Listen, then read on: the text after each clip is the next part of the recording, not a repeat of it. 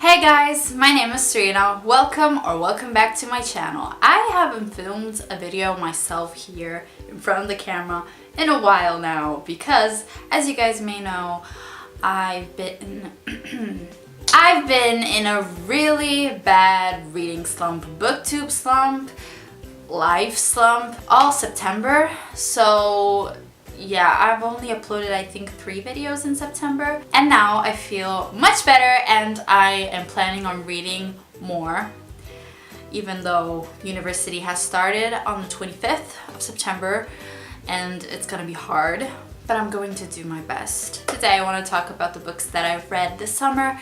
There aren't many, especially because I've been in a slump, I've traveled, and when I travel I find it hard to read because I am busy visiting, the places around me, and I find it difficult to read. So I've only read 5 books. And on my TBR, I think there were 8. The first book that I read in July is A Monster Calls by Patrick Ness. I have a review for this book, so I'm not gonna talk about it a lot. I gave this book 4 stars and I watched the movie right after and I cried. It wasn't the best book ever, it's not, it's not going to stick with me every day of my life, but it was a good book. I enjoyed it. It's short, it's quick, and it's emotional. And I almost never cry reading books. The next book that I read was A Court of Wings and Ruin, and I read this book during my European trip. I went to Prague, Berlin, Amsterdam, Frankfurt, and I vlogged all that, so if you are interested you can go watch my video. And overall I am giving this series a 3.5 star. I'm not interested in reading A Court of Frost and Starlight. Maybe I'll read the other book that's going to come out in this world, but yeah, this book,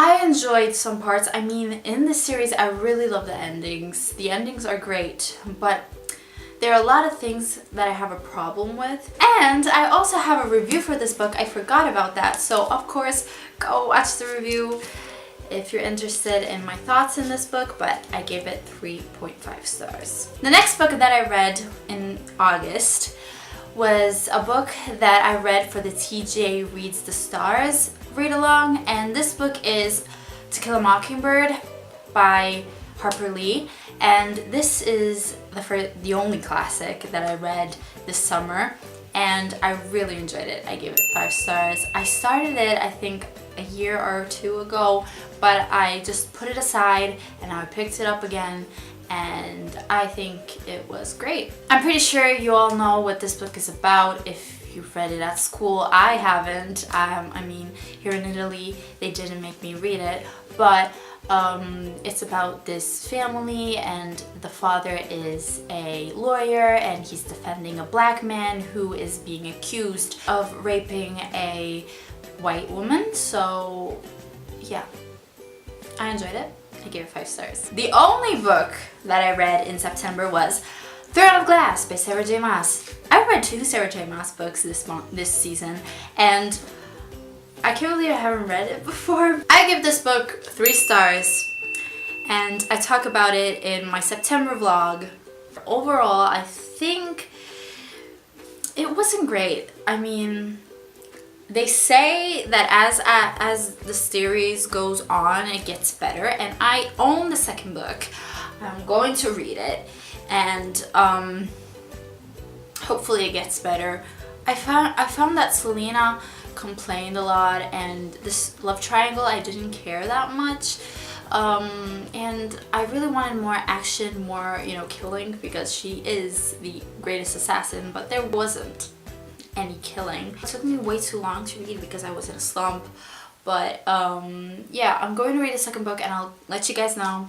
3 stars. Lastly, I finally finished Shadow Scale by Rachel Hartman. Now, this is like the only book I haven't mentioned on my channel in the past months. I mean, I have 2 reviews, 2 vlogs, But this book I haven't talked that much about, and I want to do in this video. This is the second book in the Serafina duology. Serafina is a book about a fantasy world in which dragons and humans live together. They have a peace treaty, but then suddenly a human gets killed by a dragon, and this peace breaks. So the story follows a half-dragon, Serafina, and them discovering who killed who and all that. In this book, we see Serafina traveling this world, and I was so excited because we heard a lot in the first book about this fantasy world, but we didn't travel and we didn't see much. And in this book, we see almost every place in this world, and I was so happy about that.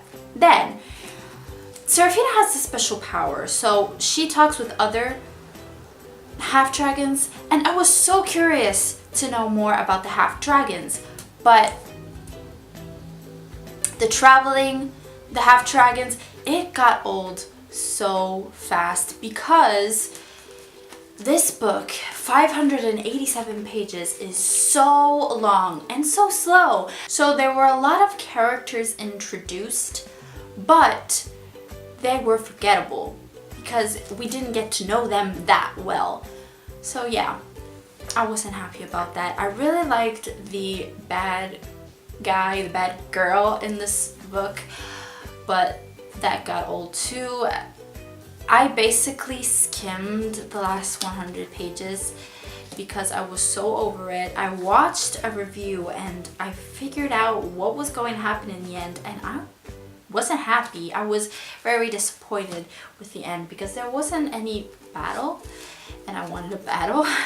And yeah, the romance, there's this awkward love triangle, and it's not the main theme, the love. So I wasn't very attached to it.